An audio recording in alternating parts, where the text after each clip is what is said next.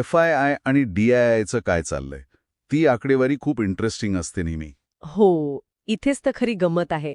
बघा, एका बाजूला FII आहेत, म्हणजे परदेशी गुंतवणूकदार. त्यांनी सप्टेंबर महिन्यात जवळपास 23,885 कोटी रुपयांची विक्री केली. मोठी रक्कम आहे ही. बापरे, मोठी विक्री आहे.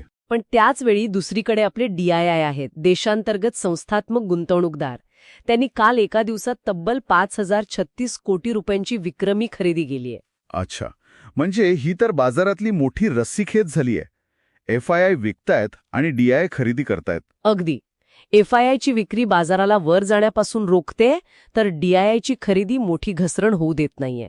त्यामुळेच बाजार एका रेंजमध्ये अडकल्यासारखा वाटतोय.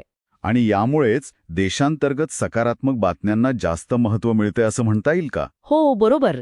कारण बाहेरचे संकेत मिक्स आहेत आणि आतमध्ये DIIचा भक्कम आधार आहे. मग ह्या सगळ्या